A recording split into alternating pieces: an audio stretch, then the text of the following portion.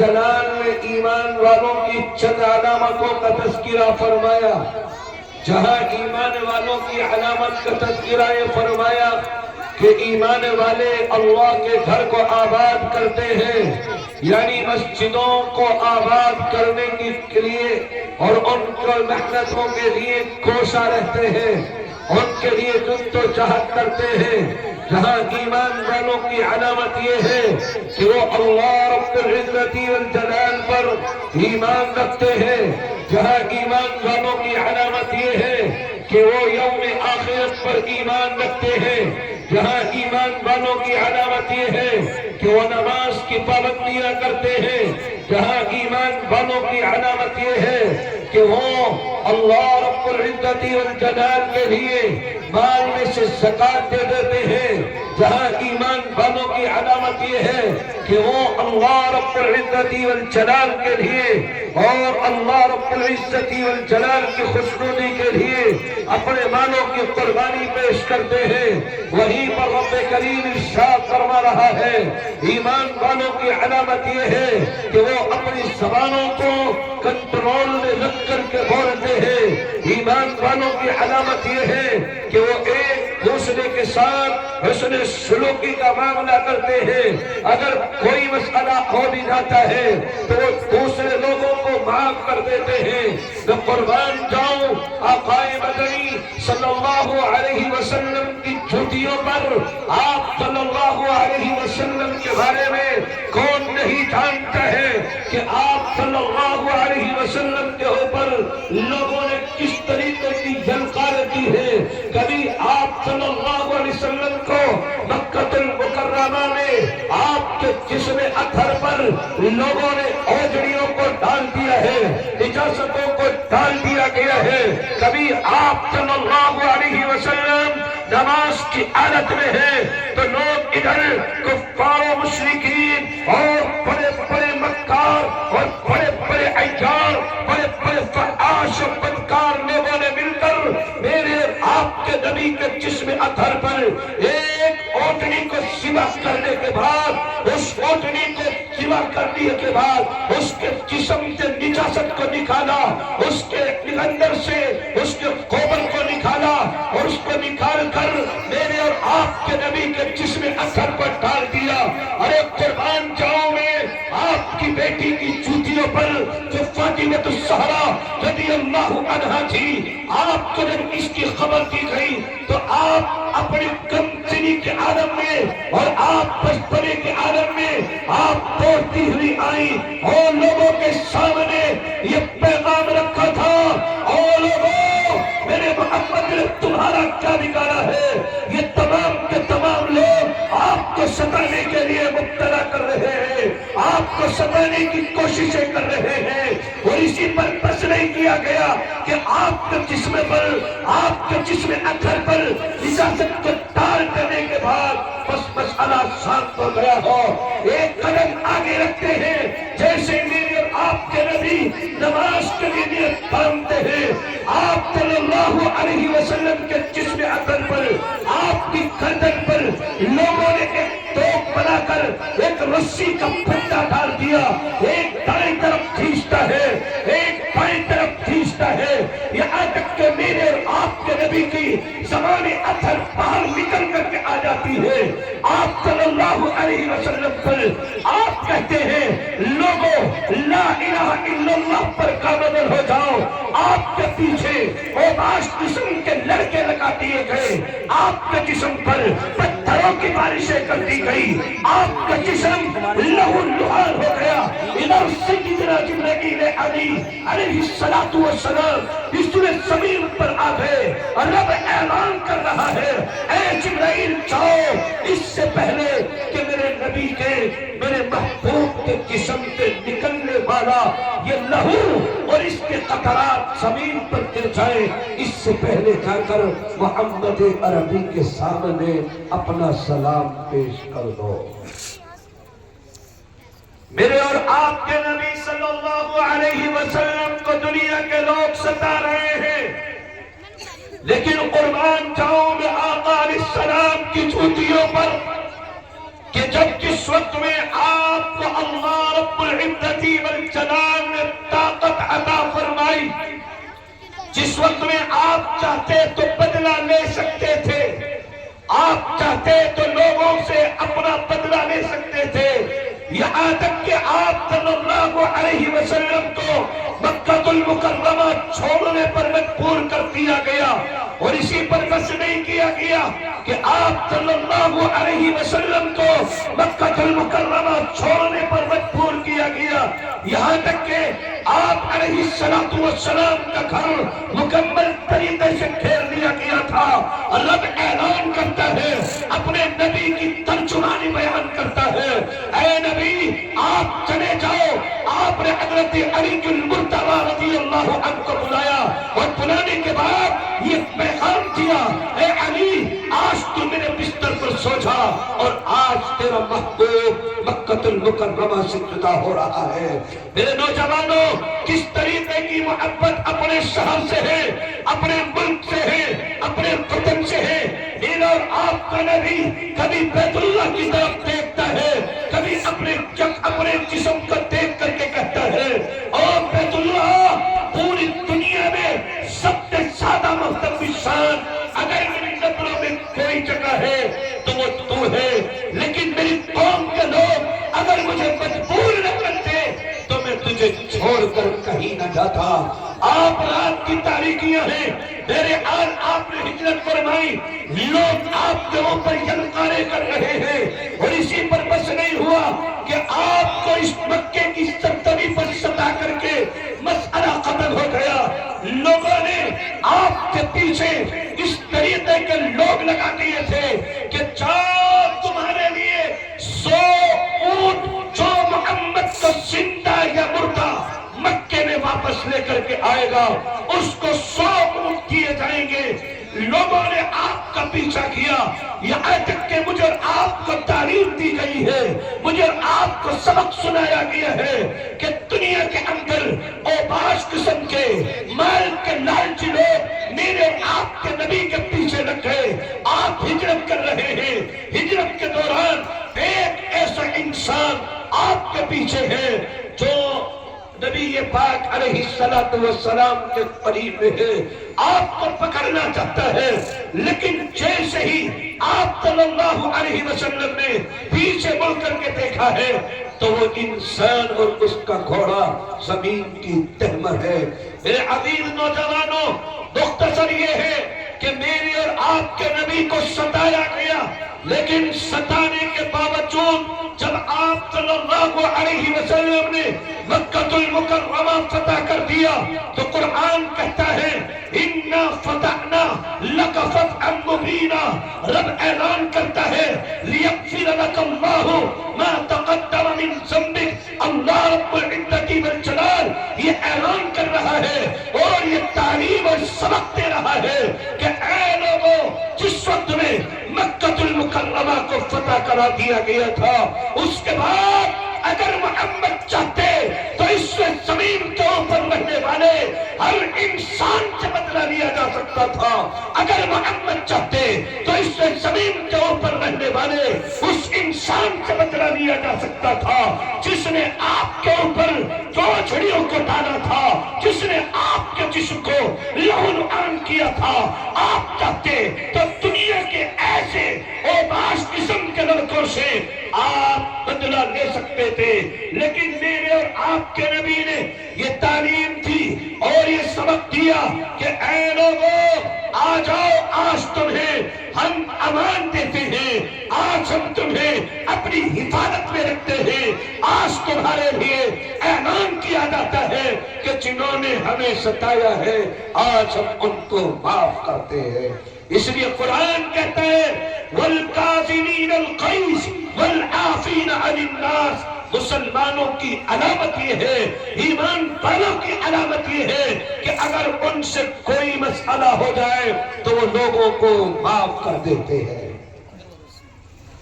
اسی لیے رب اعلان کرتا ہے، قرآن کی آیت کریمہ سب سے پہلا سبق ہمیں یہ اعلان کر رہی ہے، یہ تعلیم دے رہی ہے الذین ينفقون فی السراء والضراء ایمان والوں کی جہاں بے شمار علامتیں ہیں، وہیں پر ایک علامت یہ بھی ہے کہ ایمان والے میرے بندے میری راہ کے لیے اپنے مالوں کی قربانی پیش کرتے ہیں۔ میں آپ کے واقعے کی طرف اشارہ کروں گا اور اپنی بات کو ختم کروں گا۔ ہمارے مہمانان اعزاز ہمارے اسٹیج پر جلوہ افروز ہے۔ میرے عزیز نوجوانوں بزرگوں، رب اعلان کرتا ہے الذین ينفقون فی السراء والضراء۔ ایمان والوں کی علامت یہ ہے کہ ایمان والے میرے بندے اپنے اللہ کے لیے اگر ان سے سوال کیا جاتا ہے، وہ ان کے مال مانگے جاتے ہیں، وہ اپنے مال اللہ کی راہ میں عطا کرتے ہیں۔ اگر ان سے جان مانگی جاتی ہے، وہ اپنی جان اللہ کی راہ میں قربان کر دیتے ہیں۔ میں ایک صحابی کے واقعے کی طرف اشارہ کروں گا۔ ایک مرتبہ ایک صحابی جس کو موسوم کیا گیا اس نام تھے، جس کو دنیا نے یاد کیا، سعد ابن ربیعہ ہے۔ آج کل میری اور آپ کی تمنا کیا ہے؟ کاش رب کریم سے بھی مانگا جائے گا تو اللہ کے دربار میں اپنے ہاتھوں کو اٹھا کر کے کہا جائے گا میرے مولا آپ مجھے دنیا کے اندر عزتیں عطا کر دے۔ اللہ سے مانگا جائے گا تو مال کے اضافے کے لیے، اللہ سے مانگا جائے گا تو اپنی دنیا کی راحت کے لیے، دنیا کے سکون کے لیے، دنیا کے اطمینان کے لیے، دنیا کی آسائش کے لیے مانگا جائے گا۔ لیکن وہ سعد ابن ربیعہ اور ایک اور صحابی آپ کے ساتھ میں ہیں۔ یہ دو صحابی آپ بیٹھے ہوئے ہیں، اگلا نمبر ہے، اگلے دن غزوہ شروع ہونا ہے۔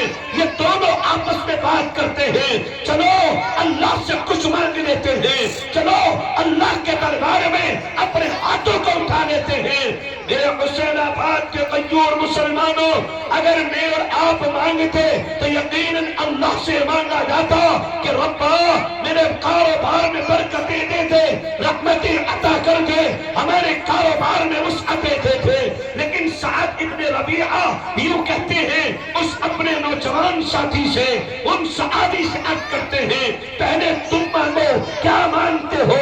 اللہ کے دربار میں یہ اپنے ہاتھوں کو اٹھا کر کے کہتے ہیں ربا کل میں میدان جہاد میں شریک ہوں، میں اللہ آپ کی رضا کے لیے میں میدان جہاد کے اندر جاؤں اور اس میدان میں بڑے بڑے دشمنوں سے مقابلہ کرو اور آپ کی خاطر میں ان لوگوں کو اس دنیا سے ختم کر دو۔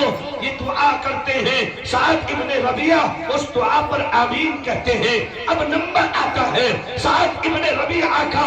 سعد ابن ربیعہ اللہ کے سامنے اپنے ہاتھوں کو اٹھا کر کے کہتا ہے ربا یہ تیرا گناہگار بندہ ہے، کل میدان جہاد شروع ہونے والا ہے، میرے مولا کل تک میرے اوپر اپنا موت کا فرشتہ نہ بھیجنا، کل میں میدان جہاد میں شریک ہو جاؤں اور اس کے بعد میں بڑے بڑے دشمنوں کو اس دنیا سے ختم کر دوں اور بڑے بڑے لوگ اللہ میں ان کو اس دنیا سے تیرے دین کی خاطر مٹا دو، یہ دنیا والے ان کو دنیا کی موقعات دکھا دو اور اس کے بعد یا اللہ میں آپ کی منتیں شفاعتیں کر کے یہ اعلان کر رہا ہوں، یہ آپ سے دعائیں کر رہا ہوں میرے مولا جس وقت میں میدان میں ہی میں رہوں اس وقت میں یہ جسم کے یہ دیو لوگ یہ دشمنان اسلام مجھے قتل کر دے، مجھے جام شہادت نوش کرا دے اور میرے جسم کے ٹکڑے ٹکڑے کر دے۔ اور یہ صحابی اس کے اوپر آمین کہتے ہیں۔ نوجوانوں بزرگوں آج اپنے آپ کو سنبھالو اور دیکھو کس انداز میں ایک صحابی رسول اللہ کے دربار میں اپنے ہاتھوں کو اٹھا کر کے کہہ رہا ہے میرے مولا دین اسلام کی بلندی کے لیے، اسلام کی حفاظت کے لیے میں آپ کے راستے میں نکلوں، میں بڑے بڑے دشمنوں کو شہید کروں اور اخیر یہ ہو کہ وہ مجھے شہید کرے، میں ان کو دنیا سے ختم کروں، میں ان کو جہنم رسید کروں اور وہ مجھے شہادت کا درجہ دے، میں شہید ہو جاؤں۔ ربا جب کل قیامت کا میدان ہو اور تو کہے او سعد تجھے کیا چاہیے تو میں کہوں اللہ تو مجھے دنیا میں دوبارہ بھیج دے اور دنیا کے اندر بھیجنے کے بعد پھر تو مجھے جہاد میں شریک فرما۔ میں اس طریقے سے ان لوگوں کو جو آپ کی اطاعت نہ کرتے ہوں، جو آپ کی نافرمانی کرتے ہوں اور آپ کے اسلام کی مخالفت پر کھڑے ہوئے ہوں، اللہ میں ایسے لوگوں کو دنیا سے ہلاک کر دوں اور پھر اس کے بعد وہ لوگ میرے جسم کے ٹکڑے ٹکڑے کر دیں۔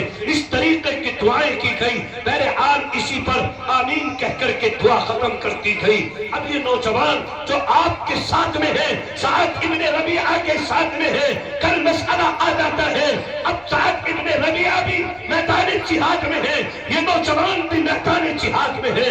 اب دشمنان اسلام تھے، یہ قارئ ہیں کس طریقے سے آپ نے بڑے بڑے دشمنوں کو دھول چٹائی ہے۔ عقیل یہ ہوتا ہے کہ لڑائی کا وقت بالکل اب ختم ہوا چلا ہے، اب سعد ابن ربیعہ کی تلاش کے لیے ایک نوجوان آتا ہے۔ ارے کسی نے سعد ابن ربیعہ کو دیکھا ہے؟ وہ نوجوان کہتا ہے ابھی تک نہیں ملا ہے۔ اب ان میں دیکھا جاتا ہے جو لوگ زخموں سے چو رہے ہیں، جن کی زبانوں پر اللہ کی ستائیں ہیں، اللہ کا نام ہے، ان چتوں میں، ان تہوں میں سعد ابن ربیعہ کو تلاش کیا جاتا ہے۔ سعد ابن ربیعہ نہیں ملتے، دوسرے ان تلاش کیا جاتا ہے کہ جہاں پر ان لوگوں کو شہید کر دیا گیا ہے شہداء میں، جہاں سعد ابن ربیعہ نہیں ملتا ہے۔ آگے چلتے ہیں، آگے چند دوری کا فاصلہ ہے، چند قدموں کا فاصلہ ہے، یہ نوجوان دیکھتا ہے کہ جو کل دعائیں مانگی گئی تھی رب کریم نے اس کو قبول کر لیا اور سعد ابن ربیعہ اس دنیا سے رخصت ہو گیا ہے۔ اس لیے رب کہتا ہے الذین ينفقون فی السراء والضراء، ایمان والوں کی علامت یہ ہے کہ جب ان سے رب کریم کے نام پر مال مانگا جائے تو وہ اپنی جان بھی اور اپنا مال بھی اللہ کی راہ میں قربان کر دیتے ہیں۔ حسین آباد کے غیور مسلمان انشاءاللہ العظیم اپنی جان سے بھی تیار ہے دین اسلام کی اشاعت کے لیے اور اپنے مال سے بھی تیار ہے انشاءاللہ۔ ہاتھ اٹھا کر کے بتاؤ۔ اس لیے میں ایک واقعے کی طرف اشارہ کرنا چاہ رہا ہوں۔ نبی پاک صلی اللہ علیہ وسلم کی دور نبوت ہے، غزوہ تبوک کا موقع ہے۔ آپ علیہ السلام نے اعلان فرمایا جس کے پاس میں جو مال و دولت ہے آج مال اللہ کی راہ میں خرچ کرو۔ جانتے ہو لوگوں، آج ہمیں تو بڑی دقتیں ہوتی ہیں، بڑی پریشانیاں ہوتی ہیں، لیکن وہ تمام کا تمام مجمع نبی پاک علیہ السلام کے دربار سے اٹھا، اپنے گھر پر پہنچا، جس کے پاس میں جو سامان ہے، جس کے پاس میں جو مال ہے، وہ آقا علیہ السلام کے دربار میں لا کر کے عرض کیا ہے۔ میرے عزیز نوجوانوں، انہی میں سے 3 صحابی کا تذکرہ کر کے اپنی بات کو ختم کروں گا۔ انہی میں نبی پاک علیہ السلام کے مشہور 2 صحابی سیدنا ابو بکر صدیق، سیدنا عمر بن خطاب رضی اللہ عنہ، آپ سے موسوم اور آپ سے کہا گیا عمر ابن خطاب بھی اپنا مال لے کر حاضر خدمت، ابو بکر بھی اپنا مال لے کر حاضر خدمت ہے۔ آقا نے معلوم کیا عمر تم کیا لے کر آئے ہو، کیا چھوڑ کر کے آئے ہو؟ عمر ابن خطاب نے یوں بیان کیا یا رسول اللہ، میں نے اپنے سارے مال کو اکٹھا کیا، آدھا مال آپ کی خدمت میں اور آدھا مال اپنے گھر پر چھوڑ کر اپنے اہل و عیال کے لیے آیا ہوں۔ دوسرے نمبر پر سیدنا ابو بکر صدیق رضی اللہ عنہ سے معلوم کیا ابو بکر تم بتاؤ تم کیا لے کر کے آئے ہو، کیا چھوڑ کر کے آئے ہو؟ سیدنا ابو بکر صدیق رضی اللہ عنہ نے کہا یا نبی اللہ، یا رسول اللہ، میرے پاس میں جتنا بھی مال و دولت تھا میں سارا اٹھا کر آپ کی خدمت کے لیے لے آیا، اللہ اور اس کے رسول کا نام اپنے گھر پر چھوڑ کر کے آیا ہوں، دنیاوی اثاثہ میرے گھر پر کچھ بھی نہیں ہے۔